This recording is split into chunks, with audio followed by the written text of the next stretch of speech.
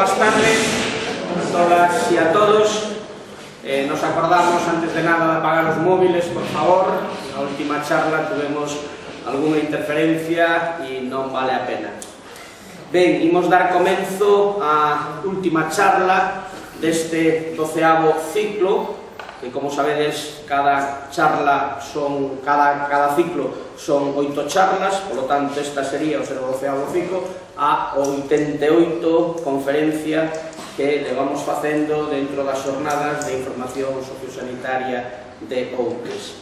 Como sempre, antes de dar paso á ponente en este caso, agradecer ao Concello de Outes, agradecer ao Centro Social, agradecer ao Centro de Saúde de aquí de Outes, a Disbismur, que é a Asociación de Discapacitados da Bisbarra de Muros e Noia, que como sempre nos obsequia, cada ponte nos obsequia, lle obsequia a ponte do Rosso, e non sei se xa teredes unha, si teredes unha. Bueno, este é diferente, este é máis pequena, é diferente, pero bueno, veu co compañeiro, co Dr. López, co xefe de Oncología, lo temos ali na esquina e que xa dou tamén a conferencia e non nos dimos conta onde está venindo, non nos dimos conta e teníamos que haber feito outro, pero bueno, xa o falaremos para a próxima, a ver o que se pode facer. Ben, a Asociación Cultural Terra de Outes agora nos filman e xa sabedes que antes de acabar xa estamos todos na nube, en YouTube e en todas esas historias que nos fai o amigo Vicente e tamén co panel e por suposto a xerencia de xestión integrada, que é o que nos dá o visto bo para que podamos facer estas charlas.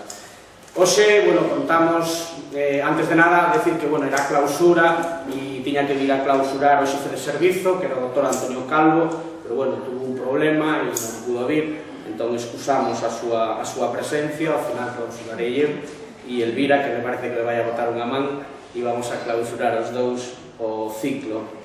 E, como decía, temos a sorte de contar ca doutora Pilar Mazón e, bueno, a especialista de cardioloxía do CHUS, moitos xa pasaxedes polas súas mans e moita xente aquí en Outes é paciente da doutora Pilar Mazón e, como sempre, pois, supoño que nos dará unha charla que valdrá a pena que saquemos esas 3, 4, 5 conclusións e que, bueno, sobre todo estilos de vida saudable e para prevenir temas importantes no das arritmias e todo o que leva consigo as arritmias cardíacas, pois supoño que nos ilustrará ca súa conferencia. Como sempre, se non entendedes algunha cousa ou tedes algún problema, pois o preguntades se non podedes esperar ao final e ao final teremos un coloquio de uns 10-15 minutos para resolver dúbidas e para o que vos consideredes. E, sin máis, agradecéndovos a vos, por suposto, que senón isto non ten ningún sentido que estedes aquí agora, un día de tanto calor, a veces temos temporal, a veces temos calor, pero, bueno, seguimos tendo un público fiel para que estas charlas podan seguir dándose aquí en Outes. Entón, moitas grazas a todos e a todos, e xa vos deixo con Pilar.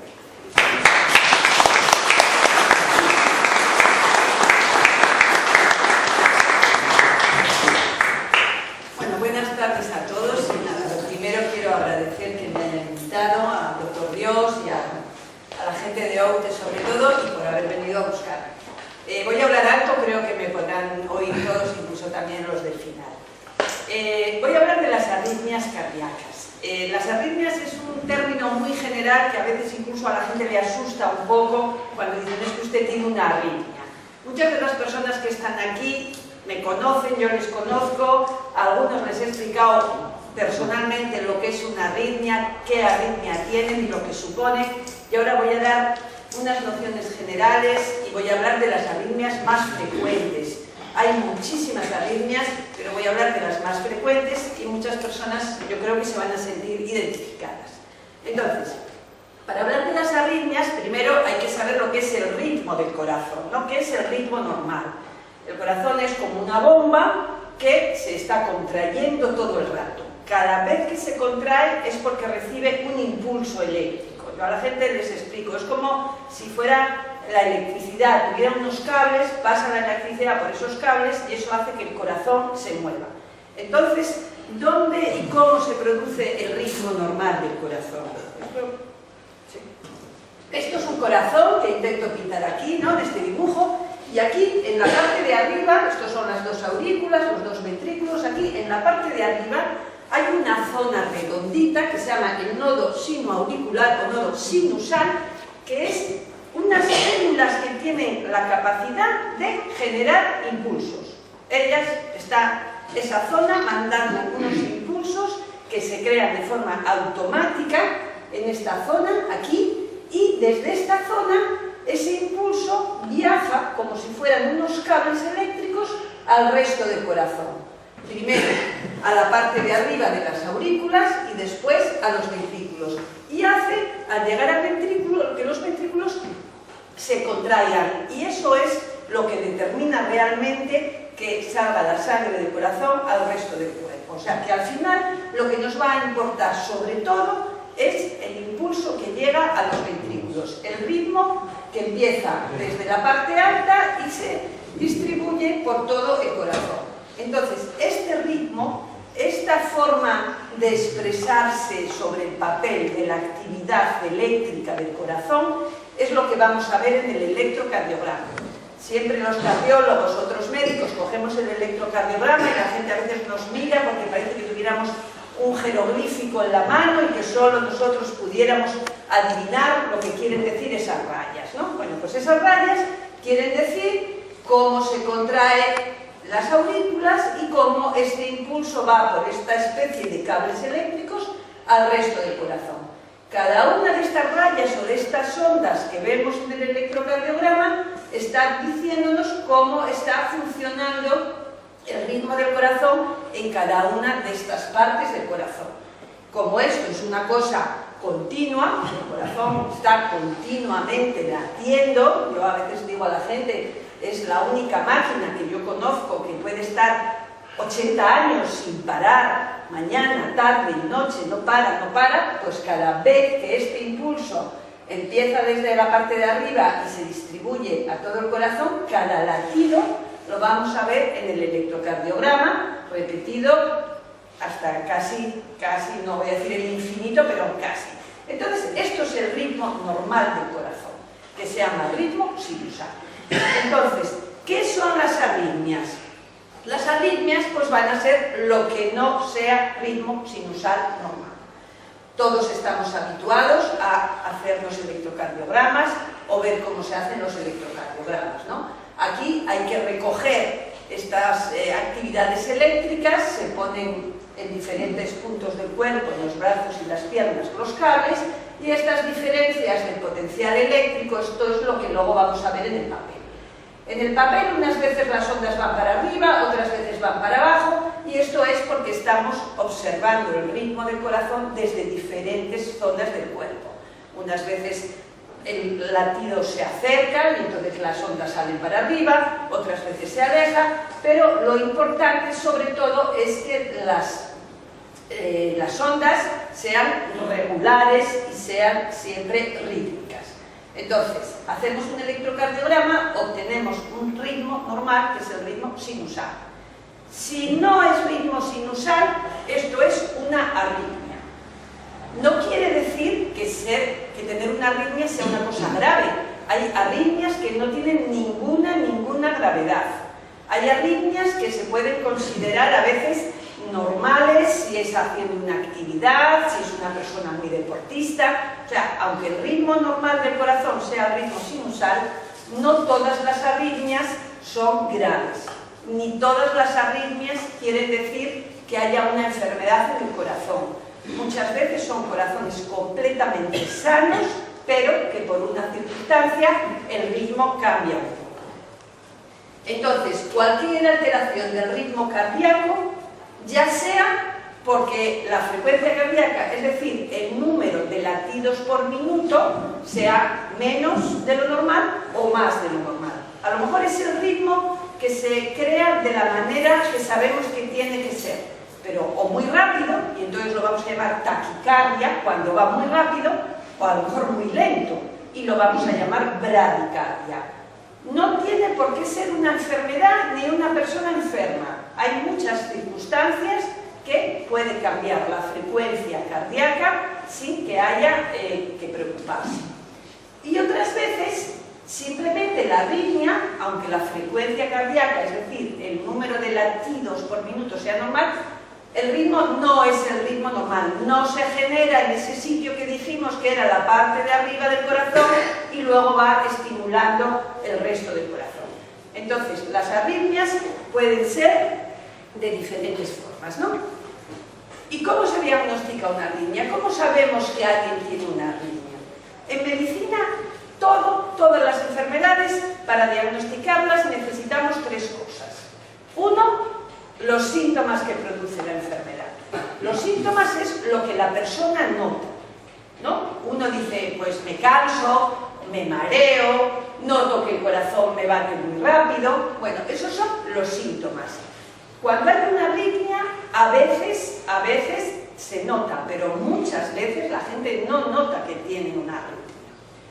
Lo otro que necesitamos para diagnosticar cualquier enfermedad son los signos. Los signos es lo que el médico detecta al explorar al enfermo. Verle el color de la cara, verle los labios, a veces si tiene la barriga, por ejemplo, muy inflamada o las piernas hinchadas. Esos son signos físicos. Lo que hacemos cuando nos ponemos el fonendoscopio para auscultar, cuando tocamos el pulso. La verdad es que ahora ya con esto de las nuevas tecnologías, internet y todo eso, cada vez se explora menos a la gente, porque ya muchas cosas nos las dan los aparatos y nos las dan las máquinas, incluso si alguien tiene un soplo, a veces ya con hacer una ecografía o hacer otra prueba se sabe. Pero es importante ver, explorar a la persona si tiene algún signo. ¿Qué vamos a ver cuando hay arritmias? Pues normalmente que el pulso es un pulso irregular. Los latidos del corazón que se transmiten, donde mejor se notan, va a ser, por ejemplo, aquí en el pulso de la muñeca. Vamos a ver que son latidos desiguales o que son muy rápidos. Y cuando ponemos el fonendoscopio para auscultar los latidos del corazón, también vamos a detectar que los latidos son anormales, ¿no? Entonces, ya sea porque el paciente cuenta que nota algo, ya sea porque nosotros detectamos que tiene un pulso irregular, o ya sea porque en alguna prueba complementaria vamos a ver que hay una arritmia. Entonces, el electrocardiograma nos permite ver exactamente cómo es el ritmo que tiene esa persona. Entonces, habitualmente, la mayoría de las veces diagnosticamos las arritmias con un electrocardiograma normal, ¿no? Esto que todos nos hemos hecho alguna vez. Estos son 10 segundos de ritmo del corazón, ¿no? Lo que estamos viendo aquí son 10 segundos. A veces, de forma casual, a lo mejor hacer un electrocardiograma para una operación o alguien que tiene un mareo, cualquier cosa. En un electrocardiograma simple de 10 segundos, a lo mejor ya vemos algo completamente raro y completamente diferente del ritmo normal. Aquí, por ejemplo, desde delante probablemente lo vean mejor, se ven unas ondas que no tienen nada que ver con esto que sería un electrocardiograma normal. Esto ya sabemos que es una arritmia. Luego habrá que ver qué tipo de arritmia es, pero lo primero es darnos cuenta que esto no es el ritmo normal. O por ejemplo, aquí hay otro ejemplo que parece que es un ritmo normal pero mucho más rápido, ¿no? Entonces a veces simplemente en un electrocardiograma de 10 segundos vamos a darnos cuenta que esa persona tiene una arritmia. Otras veces necesitamos otros métodos de registro, porque la gente dice, es que yo noto tal, pero justo en el momento en el que me hicieron el electrocardiograma no lo tenía. Entonces hay otros métodos que algunas personas también habrán tenido puesto para registrar el ritmo del corazón. Además, esto es algo que se va sofisticando y se va modernizando de una manera tremenda. Esto es un holter, ¿no? Muchos de ustedes lo han tenido alguna vez, que consiste en poner unos cables parecidos a los del electrocardiograma normal y marcharse para casa con una pequeña grabadora. Habitualmente se graban 24 horas el ritmo del corazón. Algunas personas dicen, pues yo me despierto todas las noches con palpitaciones. Como no vamos a poder hacer un electrocardiograma en su casa por la noche, pues esto a lo mejor nos lo resuelve. Incluso ahora ya hay algunos que graban 48 horas, incluso nosotros ahora en el hospital tenemos uno que lo podemos tener hasta 4 días. Es un poco incómodo porque uno no se puede quitar esos cables en 4 días, pero muchas veces nos resuelve las dudas, ¿no? Pero como decía, esto avanza tremendo. Esto es una especie de camiseta que también se pone para grabar el ritmo del corazón, con la ventaja de que se puede quitar. Se puede quitar para ducharse o lo que sea y volver a ponérsela. Esto es un aparatito que quizá también alguno haya tenido puesto, no sé si ven ahí bien el tamaño, aquí está una mano para hacerse una idea de cómo es como medio dedo, que se pone debajo de la piel. Esto se pone debajo de la piel y se puede tener hasta 2 años. Y está el aparato preparado para que, si hay una alteración muy importante del ritmo del corazón, el aparato lo registra en una memoria. O sea que también alguna persona que tiene algún problema, esto se utiliza sobre todo en personas que tienen pérdidas de conocimiento y que no somos capaces de saber si pierden el conocimiento porque hacen un problema grave del ritmo del corazón y se les pone este aparatito. Otro como este, que todavía no lo hay en España, pero que ya se empieza a ver en los congresos y por ahí, que es parecido a esto, pero va pegado fuera y también se puede tener varios meses. Entonces, todos estos aparatos registran el ritmo del corazón durante un tiempo prolongado para intentar detectar si hay un cambio del ritmo, que en un electrocardiograma normal no somos capaces. Y ya lo más moderno que tenemos son estos sistemas, que esto, claro, es precisamente para el momento en el que la persona nota la arritmia. Hay esto que van enganchados a los teléfonos móviles y ya lo último que hay, esto que va enganchado a los relojes, que en el momento en que una persona nota que el corazón le cambia el ritmo, pone el dedo ahí encima de una placa que tiene el reloj y ya el reloj le dice cómo va su corazón, ¿no? Entonces, como ven, hay infinidad de sistemas, no todos los tenemos disponibles, pero esto avanza muy rápido para poder tener totalmente controlado el ritmo del corazón. Entonces, muchas veces las personas notan que les pasa algo, que el corazón les late de manera diferente y tenemos la forma de intentar reconocer si eso tiene importancia o no, porque muchas veces las arritmias no tienen ninguna gravedad. Entonces, ¿cómo las vamos a clasificar? En medicina las enfermedades se clasifican de muchas maneras. Por qué problema origina la enfermedad, por cómo aparece, etc., ¿no? Entonces, cuando hablamos de las arritmias, a veces hablamos de la frecuencia cardíaca. El ritmo del corazón es más lento del ritmo normal, bradicardia. El ritmo del corazón es más rápido del ritmo normal, taquicardia. A veces la gente confunde, tengo una taquicardia, tengo una arritmia. Una taquicardia es que el corazón va más rápido. Y una arritmia puede ser más rápido, más lenta, irregular. O sea, el término arritmia es mucho más general. Taquicardia es que vaya más rápido. Y después, otra manera de clasificarlas es dónde se producen. Si se producen en la parte alta del corazón, es decir, en las aurículas, estas son las más frecuentes y afortunadamente no son las más graves, o se producen en la parte de abajo del corazón, en los ventrículos, y estas sí son las taquicardias más graves, o las arritmias más graves, las ventriculares.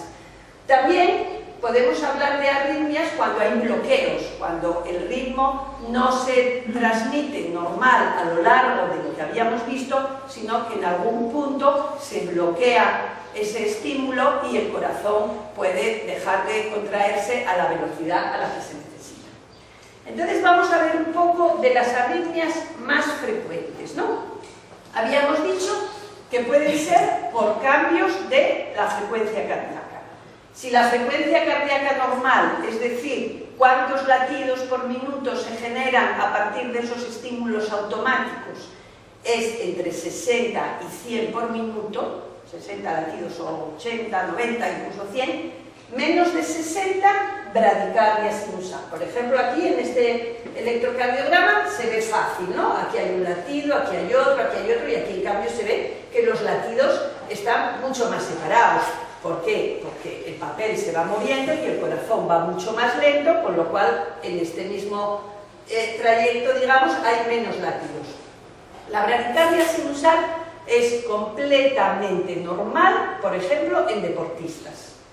Sobre todo algunos deportes como el ciclismo, por ejemplo, Miguel Indurain, que todos ustedes recordarán, pues tenía a lo mejor 35 latidos por minuto. O sea, los deportistas tienen normalmente frecuencia cardíaca lenta, esto es una arritmia realmente, pero no tiene ninguna importancia.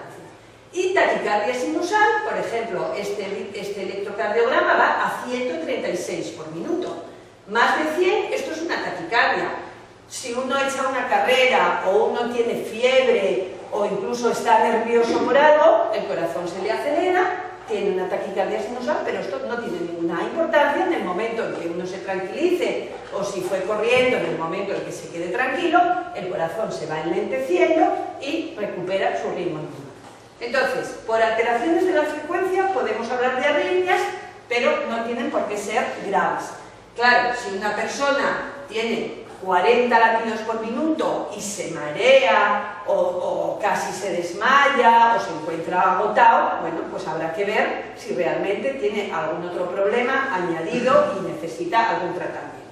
Pero por sí solo no hay que preocuparse, si no es porque la persona tenga otros síntomas, otros problemas.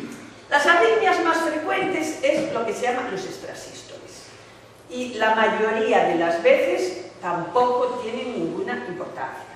Extrasístoles, la sístole es la contracción del corazón. Entonces, extrasístole quiere decir que es una contracción extra, un latido extra. Entonces, lo que sucede es que por algún motivo hay una zona del corazón diferente. Esta zona de aquí redonda roja es donde normalmente se generan los latidos, pues hay alguna, por ejemplo, aquí está aquí arriba, aquí está aquí abajo, que tiene la capacidad espontánea de crear otro latido. Y entonces, si vemos en el electrocardiograma, esto es un latido normal, otro latido normal, y aquí aparece un latido antes del tiempo. Esto es una extrasístole. Y normalmente hay una pausa que es el tiempo que necesita el corazón para volver a coger otra vez su ritmo de antes. Esto es otra vez lo mismo, o incluso en esta tira de aquí abajo hay dos latidos diferentes, pero también extrasístoles. Entonces esto la gente muchas veces lo nota. No se nota tanto el latido en sí como la sensación de vuelco. La gente dice, me dio un vuelco el corazón, porque nota como una especie de vacío. Incluso cuando se toma uno el pulso, muchas veces no se nota, se pierde un latido, porque este latido que se adelanta a veces no se transmite bien hasta el latido del pulso y la gente dice, ¡ay, me faltó un latido! Entonces esto también, la mayoría de las veces no tiene ninguna importancia, porque esto puede aparecer en corazones completamente sanos. Si la persona tiene una enfermedad del corazón, porque haya tenido un infarto o esté operado del corazón o lo que sea, entonces sí que a lo mejor esto puede tener alguna importancia.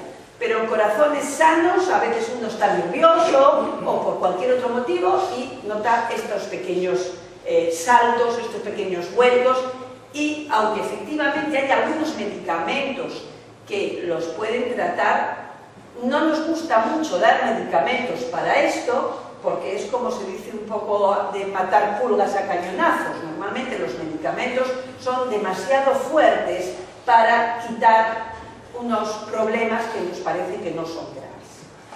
Entonces, estas son las más frecuentes que no tienen la mayoría de las veces importancia. Pero aquí viene la gran arritmia, la fibrilación auricular. Esto, no sé si decir que es una epidemia o que ya casi va a ser el ritmo normal de la gente cuando sigamos así, porque es una arritmia muy, muy frecuente. Y además, cada vez va a ser más frecuente. ¿Qué es la fibrilación auricular? ¿Por qué aparece? Bueno, pues la fibrilación auricular aparece porque los latidos, en vez de salir de aquí solo, que es donde tienen que salir, hay un montón de focos, sobre todo en la aurícula izquierda, que es esta, aunque también puede ser la derecha, un montón de focos que espontáneamente y sin que les toque para nada, empiezan a estimularse. Entonces empiezan a estimularse y las aurículas empiezan a latir de forma desordenada. En vez de aparecer esta onda pequeñita que aparece aquí, que es la onda de las aurículas, aparecen todas estas oscilaciones, que son muchas ondas, que son todos estos focos que están estimulándose todo el rato. Y de vez en cuando, no todos, pasan a los ventrículos, ¿no? Cuando es el ritmo normal, por cada latido de la aurícula hay uno del ventrículo, que es este grande. Cuando es la fibrilación auricular está aquí todo el rato moviéndose las aurículas, y de vez en cuando pasan los latidos a los ventrículos. La frecuencia cardíaca que va a hacer que el corazón se contraiga es la frecuencia cardíaca de los ventrículos, no la de las aurículas, que están aquí oscilando y temblando como 300 por minuto. La frecuencia cardíaca que importa es la de los ventrículos.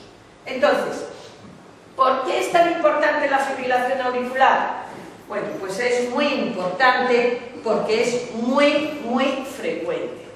Tan frecuente como que, por ejemplo, esto es un estudio que se hizo en Europa para ver, según va aumentando la edad, cómo es cada vez más frecuente, y a partir de los 70, 80 años, pues hay muchísimas personas, más o menos 1 de cada 5, 1 de cada 10, alrededor de los 60 años, que tienen esta arritmia. Y después también hay gente joven que también la tiene, pero mucho menos frecuente. Esto es un estudio que se hizo en Europa. Se hizo hace muy poco uno en España, estudiando toda la población mayor de 40 años. Además fue un estudio hecho en muchísimas provincias, con muchísimo rigor para coger bien los datos, y se vio que aproximadamente hay 1 millón de personas en España que tienen fibrilación auricular. Como se había visto ya en el estudio de Europa, por encima de los 80 años, casi 1 de cada 5. En España 1 millón, y además probablemente como un 10%, casi 100.000, no saben que tienen una fibrilación auricular. La fibrilación auricular muchas veces se encuentra en personas que se van a operar de algo, se les hace un electrocardiograma preoperatorio y aparece la fibrilación auricular. O personas que van a renovar el carnet de conducir y les auscultan para mirarles la tensión y les encuentran una fibrilación auricular. Entonces es muy frecuente. Y por ejemplo, en la zona en la que estamos nosotros, esto es la zona del área sanitaria que corresponde a Santiago de Compostela, aquí en rojo está lo del Barbanza, pero bueno, en total somos aproximadamente 450.000 habitantes, los de nuestro área sanitaria, ¿no? Bueno, pues en este área sanitaria, según esta estimación, creemos que hay como 10.000 personas con fibrilación auricular. Se hizo un estudio, lo hicieron desde el Sergas, mirando las historias clínicas de atención primaria, que tienen unos códigos especiales, y por lo menos identificadas de más de 64 años hay más de 7.000 personas, ¿no? O sea que esto coincide, creemos que habrá como unas 10.000 en total, probablemente de esas 10.000, más de 1.000 no lo saben, entonces de todas las edades habrá cerca de 9.000, pero más de 7.000 es gente mayor de 64 años. ¿Y por qué sabemos que esto va a aumentar? Pues esto va a aumentar porque está aumentando la esperanza de vida de la población, está aumentando la edad media de la población, con lo cual, si estamos aquí más o menos en el 2017, entre el 2010 y el 2020, vemos cómo, según van a ir avanzando en los próximos años, cada vez seremos más personas de más edad. A partir del 2040, pues seremos muchísimas personas por encima de 64 años, 65 años, donde sabemos que aumenta una barbaridad la cantidad de gente que tiene esta arritmia. Entonces, primer asunto por el que nos interesa tanto la fibrilación auricular, sobre todo porque es muy frecuente y va a ser cada vez más frecuente. Hablábamos de que las arritmias pueden provocar o no síntomas. La fibrilación auricular es una arritmia totalmente desconcertante. Hay personas, como decía, un 10% de la población que tiene una fibrilación auricular ni siquiera lo sabe, y hay otras personas que literalmente no les deja vivir. Esto es un estudio que se hizo en 26 países, con más de 10.000 personas. Bueno, tanto si tenían las pulsaciones bien controladas como si no, más de la mitad de la gente tenía algún síntoma. ¿Y qué síntomas eran?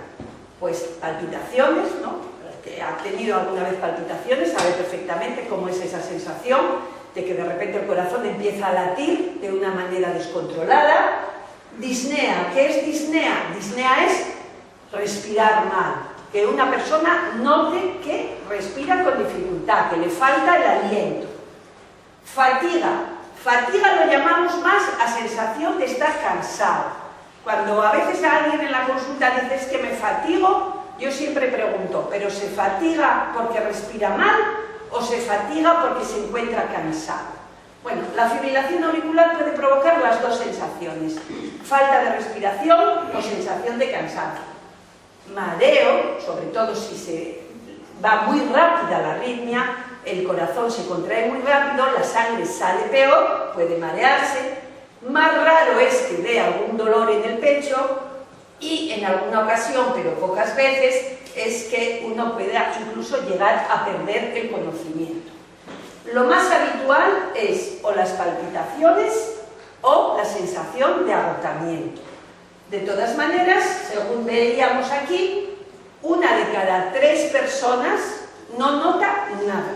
Hay mucha gente que viene a la consulta, que a lo mejor tuvo una fibrilación auricular, vamos a ver que muchas veces se le quita y vuelve a la consulta otra vez, que se encuentra fenomenal, y a lo mejor hacemos el electrocardiograma y vuelve a tener la fibrilación auricular, aunque uno muchas veces no lo nota.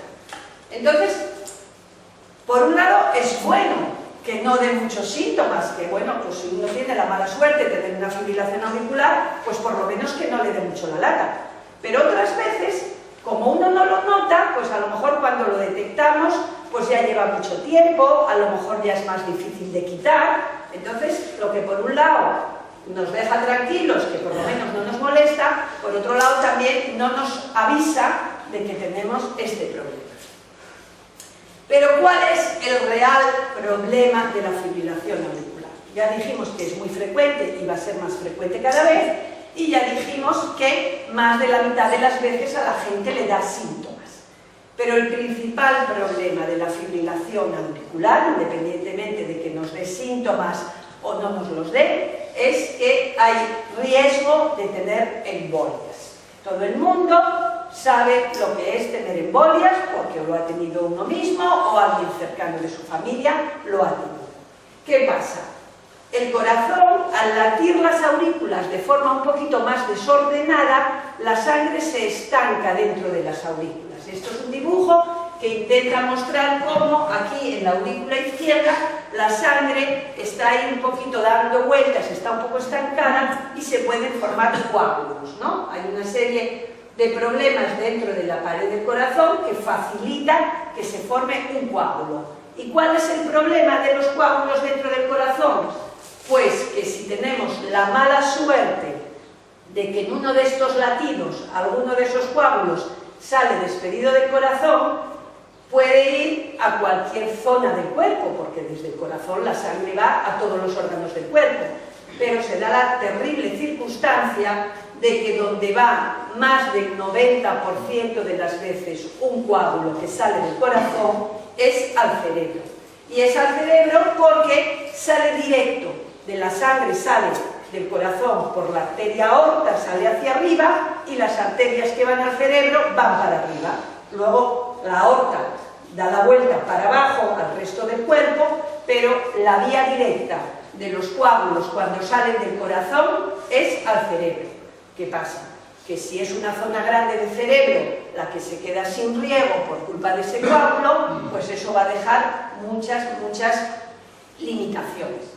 Desde personas que dejan de hablar, personas que dejan de moverse, algunas veces la gente puede incluso fallecer por una embolia, pero tampoco es lo más frecuente. Lo más frecuente es quedar con algunas secuelas más o menos graves, dependiendo del tamaño del cerebro que se haya quedado sin riego y muchas veces también de la rapidez con la que se haya podido actuar porque también empieza a haber algunos tratamientos que consiguen desatascar con urgencia esa arteria del cerebro que se ha tapado. Entonces, ¿qué podemos hacer para prevenir que se formen estos coágulos dentro del corazón? Bueno, pues aquí tenemos nuestro famoso tratamiento anticoagulante. Es dar un anticoagulante, es decir, un fármaco, un medicamento que hace que la sangre coagule menos para que no se formen esos coágulos dentro del corazón. Claro, si la sangre coagula menos, tenemos peligro de hacer hemorragias. Entonces luego hay que buscar un equilibrio entre que no se creen coágulos dentro del corazón, pero tampoco que se sangre. Entonces, no todas las personas que tienen una fibrilación auricular tienen el mismo peligro o el mismo riesgo de que dentro de su corazón se formen los coágulos. Con lo que, aunque sabemos que la fibrilación auricular tiene el peligro de hacer embolias, el tratamiento anticoagulante también tiene el peligro de que se sangre. Necesitamos saber exactamente en qué personas hay que correr el riesgo o en qué personas el beneficio del tratamiento anticoagulante es mayor que el riesgo de que puedan tener una hemorragia. Y para esto, afortunadamente, hay una serie de estudios hechos con miles y miles de personas que nos dicen cómo podemos saber si una persona tiene más o menos riesgo de hacer embolias o hacer coágulos dentro de su corazón. Entonces, se ha estudiado varias cosas de repente y sabemos que la gente que ha tenido insuficiencia cardíaca, la gente que tiene la tensión alta, por encima de los 65 años y sobre todo por encima de los 75, la gente diabética, las mujeres o la gente que ya ha tenido una embolia, pues esa gente tiene más peligro de hacer embolias. Entonces aquí se sacan unas puntuaciones y a la gente le decimos, mire, si usted tiene más de 2 puntos de esta tabla, tiene peligro de hacer embolia, le voy a dar un tratamiento anticoagulante, aunque sabemos que este tratamiento anticoagulante tiene su peligro y hay que vigilarlo mucho. Si usted no tiene ningún punto de estos, porque es un hombre que tenga, por ejemplo, 50 años, que no tenga ni hipertensión, ni diabetes, ni nada, que tenga 0 puntos, le vamos a decir, mire, es muy raro que usted vaya a hacer una embolia, aunque tenga la arritmia, y en su caso, darle un tratamiento anticoagulante no está justificado. Pero si usted tiene muchos puntos de estos, una persona pues, que tenga 80 años, que sea diabético, que sea hipertenso, pues mire, usted tiene mucho peligro, puede hacer una embolia, vamos a dar un tratamiento anticoagulante. También tenemos la manera de medir qué personas tienen más peligro de sangrar con los tratamientos anticoagulantes, también un poco según la edad, según si toman otros medicamentos. Bueno, entonces aquí es donde tenemos que hacer en una balanza, ¿ponemos un anticoagulante para prevenir la embolia o no lo ponemos? Bueno, a veces incluso cuando el riesgo es muy pequeño, a veces la gente también dice, mire, no, yo no quiero complicarme la vida, si usted me dice que el riesgo de embolia es pequeño, pues prefiero así. Y otras veces al contrario, hay algunas personas que han tomado un anticoagulante, han estado con la arritmia, se les ha quitado la arritmia y después les decíamos, mire, usted tiene solo un punto, no es mucho riesgo, y hay gente que dice, no, pues yo prefiero seguir anticoagulado porque yo estoy mucho más tranquilo, etc. Entonces, ningún punto de estos no hay que anticoagular. 2 puntos o más, sí. Un punto, bueno, ahí estamos en un equilibrio y se puede tomar cualquiera de las 2 decisiones. Entonces, esto es un poco lo que yo os decía. 0, estos son las guías, las sociedades científicas hacen unas recomendaciones para que todos los médicos hagamos las cosas de una manera determinada. Aunque todos hayamos estudiado una carrera, los años van pasando, las cosas se van actualizando. Entonces, las sociedades científicas hacen unos documentos para que la gente los siga. Bien, ¿cuándo hay que anticoagular en la fibrilación auricular? ¿Qué dicen las sociedades científicas con los estudios que tenemos? 0 puntos de esas escalas no hay que anticoagular, 2 puntos o más sí, y en uno, quedamos aquí en el medio, era un poco la duda que ahí nadie tiene la solución real. ¿Con qué anticoagulamos? ¿Qué es el problema de los anticoagulantes? De esto todos han oído hablar, seguro. Tenemos el famoso Sintrom, que son unos medicamentos que actúan evitando que se formen los coágulos a nivel de unos factores concretos de la coagulación.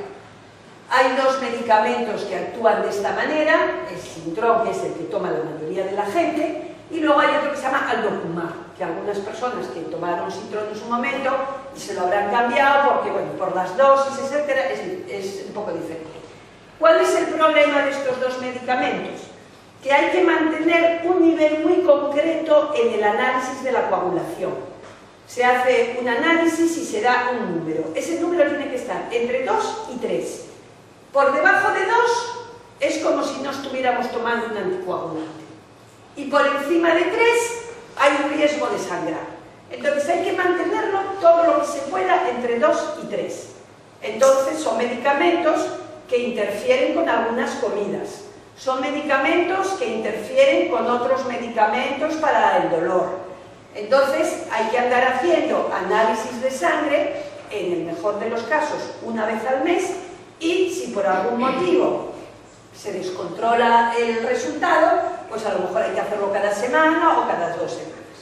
Con lo cual, es un medicamento que da bastante lata, pero que ha demostrado que es muy, muy eficaz en las personas que tienen fibrilación auricular, que necesitan tomar un anticoagulante porque tenían puntos de estos que dije de peligro de embolias. Tomar estos medicamentos reduce a más de la mitad el peligro de hacer una embolia. Entonces, hasta hace poco solo teníamos estos medicamentos anticoagulantes, que eran los que tomaba todo el mundo. Ahora han salido en los últimos 6-7 años otros medicamentos diferentes que se llaman anticoagulantes orales directos.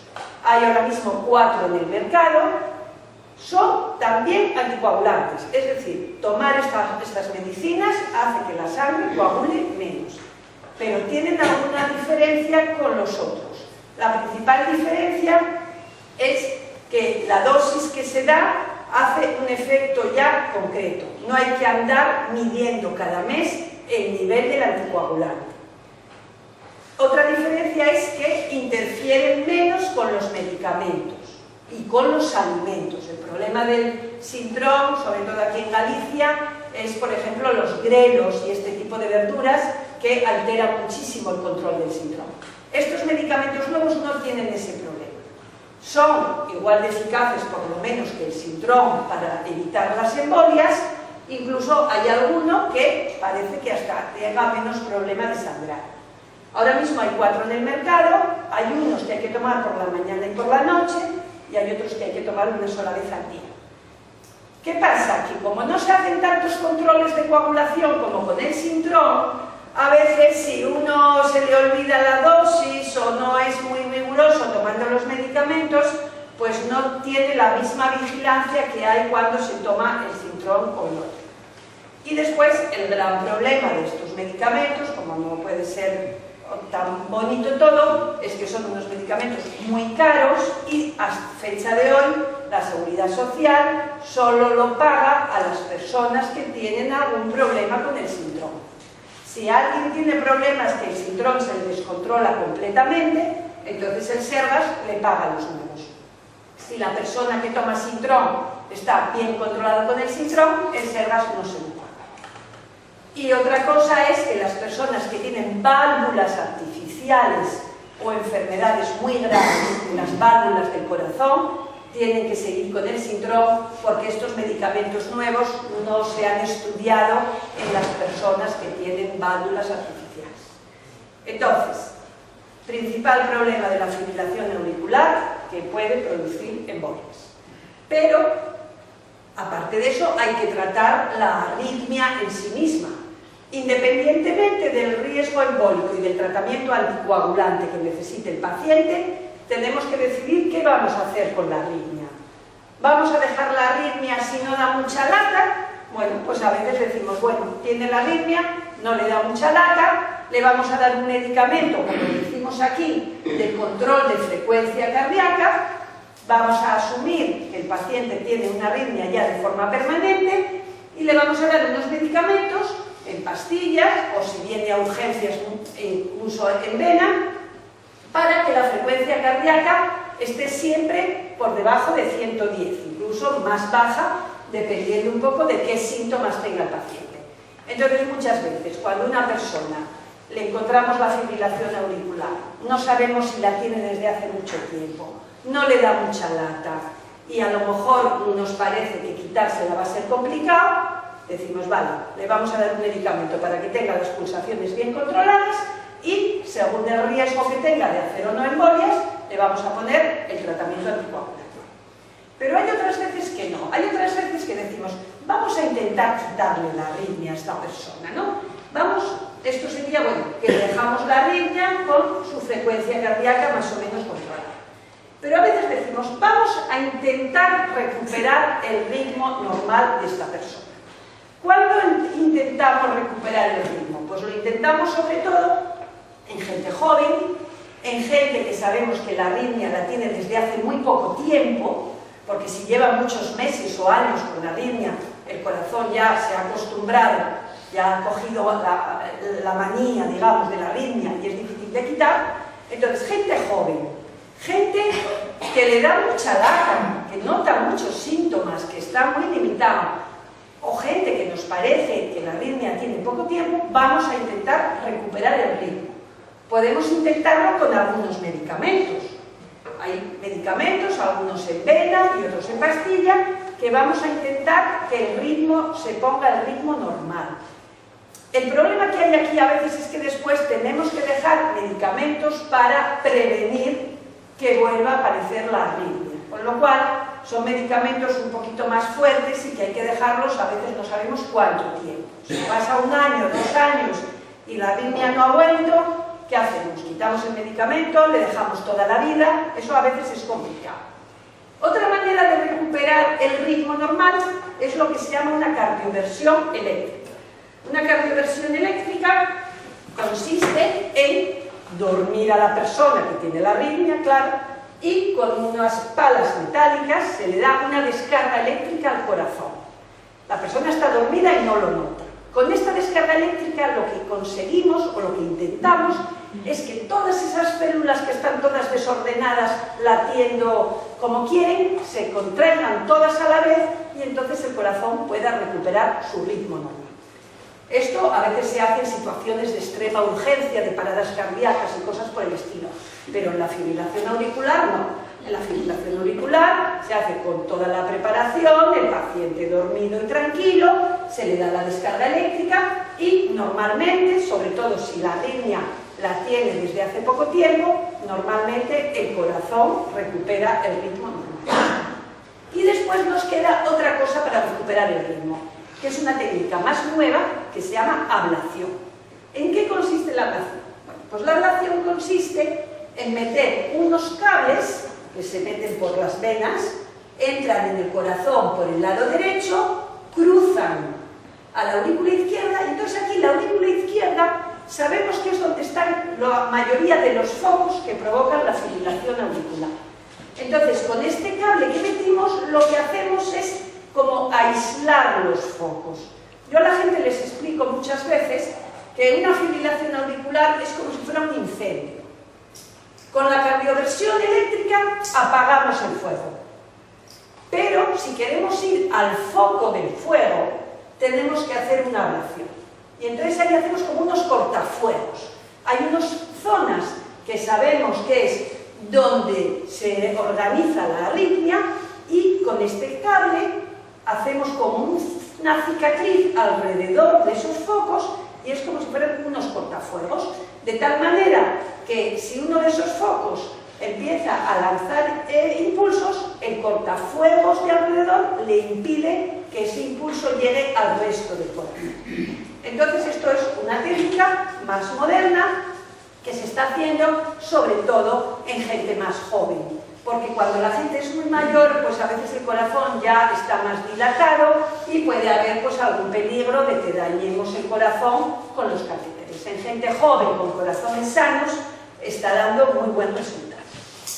Bueno, entonces, fibrilación auricular, la más frecuente, cada vez más, problema grande el del tratamiento anticoagulante, y el otro problema es tratamiento de la arritmia, o control de la frecuencia, y el tratamiento anticoagulante se necesita, o recuperar el ritmo y tratamiento anticoagulante se necesita. Un comentario breve de otra arritmia muy parecida a la fibrilación auricular, que se llama flúter auricular. El tratamiento anticoagulante y antiarrítmico es prácticamente lo mismo. A veces se controla, a veces se intenta quitar. La única diferencia, en vez de como la fibrilación auricular, que da muchos puntos, esto normalmente es que se crea aquí una especie de cortocircuito y empieza a latir, y en el electrocardiograma pues vamos a ver muchas ondas de estos latidos circulares y luego las otras ondas grandes de los latidos ventriculares. Muchas personas tienen un flúter y pasa a fibrilación, o sea que son dos arritmias muy parecidas y muy interrelacionadas. Y ahora vamos a cambiar completamente de zona, y dos cosas ya, esto va a ser mucho más breve, pero me parece que es interesante porque esto también muchas personas, no es que lo hayan sufrido, porque afortunadamente esto es una cosa que no da demasiado sufrimiento, y son los bloqueos auriculoventriculares.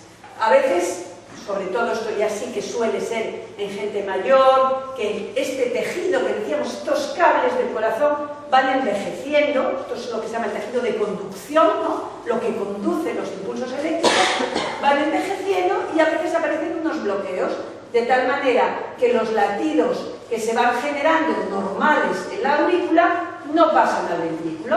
Entonces a veces falla uno de vez en cuando y otras veces fallan completamente independientes. Las aurículas se contraen por un lado y los ventrículos por otro. Aquí apenas se ve porque queda muy abajo, pero todas estas flechas azules son latidos de las aurículas y en cambio las flechas rojas son latidos de los ventrículos. Entonces esto es gente que tiene el corazón muy lento, y este corazón tan lento sí que da problemas. La gente se desmaya, la gente se marea, pero afortunadamente esto tiene una solución muy buena, que son los marcapasos, ¿no? Esto también son arritmias, los bloqueos también son arritmias. Tenemos varios modelos de marcapasos, unos tienen un solo cable, otros tienen dos, se me ponen aquí debajo de la piel y los cables por dentro de las venas se ponen en el corazón, y entonces esto sí que lanza unos impulsos eléctricos y la contracción del corazón va a depender del impulso eléctrico del marcapasos. Aquí también esto está evolucionando de una forma tremenda, y ahora ya lo último que hay son unos marcapasos, que son marcapasos sin cables. Esto es el marcapasos con su cable correspondiente, y ahora empieza a ver aquí unos marcapasos. Esto es para ver el tamaño, aquí está en una mano y aquí está al lado de una pastilla. Es como una bala, son como balas que se lanzan al corazón, tienen unos pequeños ganchos para quedarse aquí enganchado en las paredes del ventrículo, y en la propia batería está enlavado. O sea, no es como esto que es una batería externa con unos cables. Esto es un marcapasos sin cables, como una bala, y está lanzando estímulos. Esto se ha empezado a poner hace muy poco, no se puede poner a todas las personas porque hay algunas personas que necesitan un marcapasos más sofisticado de otro tipo, pero esto es lo último que hay en los marcapasos. Y cuando hacemos un electrocardiograma a una persona que tiene un marcapasos, vamos a ver una raya delante de cada latido, que es la raya, es el impulso del marcapasos. Este es un marcapasos que tiene solo un cable, y entonces hay una raya y un latido. De vez en cuando sale el latido normal de la persona, porque el marcapasos, la persona lo tiene, pero el marcapasos es un pequeño controlador. Si el ritmo del corazón es normal, el marcapasos no actúa.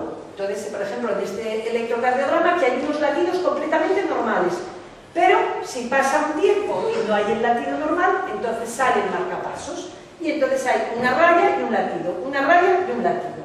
Y este otro electrocardiograma de aquí abajo es un marcapasos que tiene dos cables, y entonces aquí se ve que tiene dos rayas. el cable de la aurícula y el cable del ventrículo. Entonces está coordinado para que primero se estimule en un sitio y luego en otro.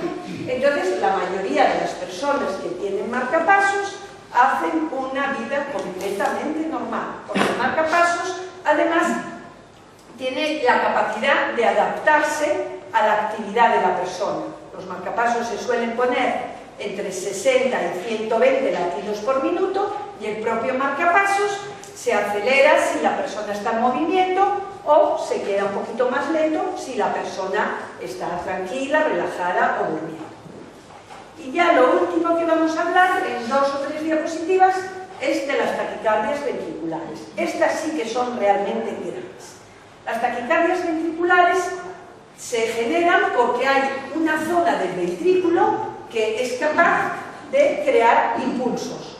Muchas veces es, por ejemplo, alguien que haya tenido un infarto. Una persona que haya tenido un infarto, una zona del músculo del corazón se ha convertido en una cicatriz, ya no es músculo que se contraiga, es una cicatriz, y de esa cicatriz pueden salir estímulos. Y estos estímulos van al resto de los ventrículos, y entonces el corazón se pone a latir a toda velocidad. Esto es un electrocardiograma de un corazón latiendo 300 por minuto. Claro, a 300 latidos por minuto es imposible que la sangre que salga sea capaz de mantener el riego del resto del cuerpo, ¿no? Entonces esto es una taquicardia ventricular. Si la taquicardia ventricular dura mucho rato, acaba, en lo que dicen, degenerando, acaba transformándose en una fibrilación ventricular. Entonces ya no es una sola zona del ventrículo la que se activa, ya son muchos puntos. Y esto, a efectos prácticos, es como una parada cardíaca. O sea, el corazón iba tan rápido que ya no puede más, con lo cual al final el corazón acaba temblando y ya ni sale sangre del corazón. Esto es una urgencia urgentísima y esto sí que se puede cortar con una descarga eléctrica.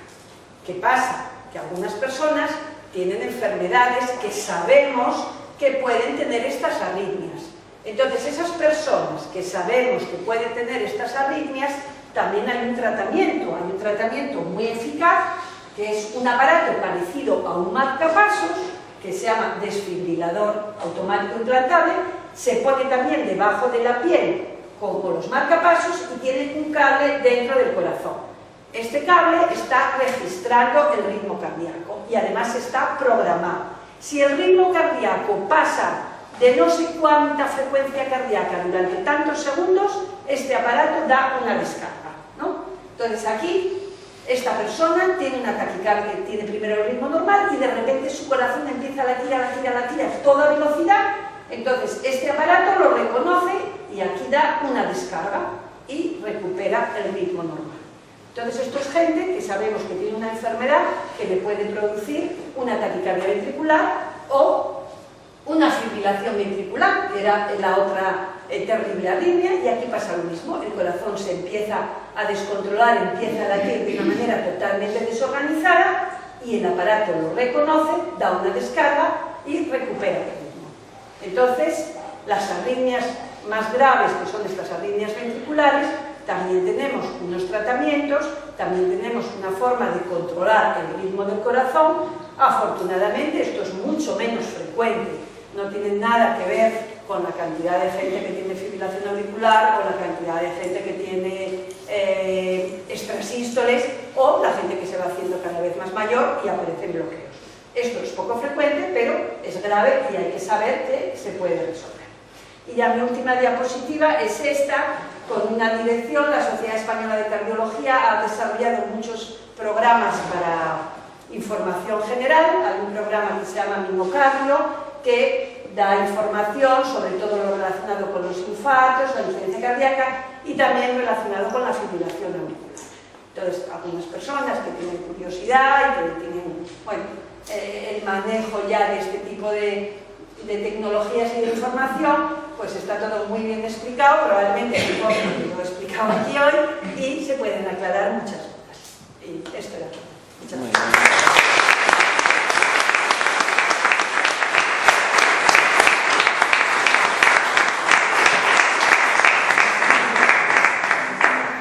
Muy bien, muchas grazas, Pilar.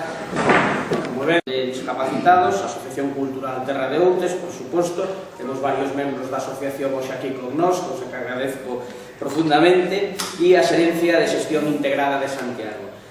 Para rematar, simplemente, antes de despedir a doutora Pilar Mazón, emplazarvos, ahora nos damos vacacións todos, igual que o curso, emplazarvos a outubro, que empezaremos o seguinte ciclo, como sabedes tamén, o último xoves de cada mes, menos no Nadal, si coincide coas datas señaladas, e que xa están previstas algunhas das conferencias que a xente que ven pola consulta, bueno, e por que non falades de, e por que non falades de? Bueno, para o seguinte ciclo temos xa co seu ponente, por suposto, non é só dar o título, temos o de cuidados paliativos, que xa está apalabrada co seu ponente, o tema de si Galicia é ou non é país para vellos, sabes que hai unha película que é, bueno, pois Galicia si é ou non é país para vellos, mira o presidente da Sociedade Galega de Xeriatría Adala. Falaremos do tema do sintrón, concretamente, quero facer un específico sobre o tema da anticoagulación, que o dará un ATS, bueno, que está comigo no Comité de Farmacia. Falaremos de plantas medicinais, que é algo que nunca falamos, e vamos a falar no próximo ciclo, que teremos a sorte de contar con Paz, que temos aquí hoxe, e que será quen nos dé a charla. Falaremos do cancro de mama, nunca falamos do cancro de mama, e quero falar deste tema, porque hai moitas pacientes na consulta con este problema, e bueno, nos quedarían 2 ou 3 conferencias por encher este ciclo de 8 conferencias, que serían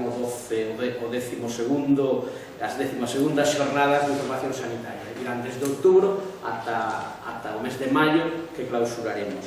Ben, sin máis, agradecer a doutora Pilar, Pilar Mazón, que estuvera con nos hoxe, insisto, probablemente te chamemos antes de 20 anos, e esperamos, bueno, despois nos falas de non sei como se vive a xubilación, despois de ser unha grandísima especialista a nivel europeo. Ben, e por suposto, emplazarvos a todas e a todos para o seguinte ciclo e darvos as grazas, porque, insisto, sin vos, isto non ten así ningún sentido. Moitas grazas a todos.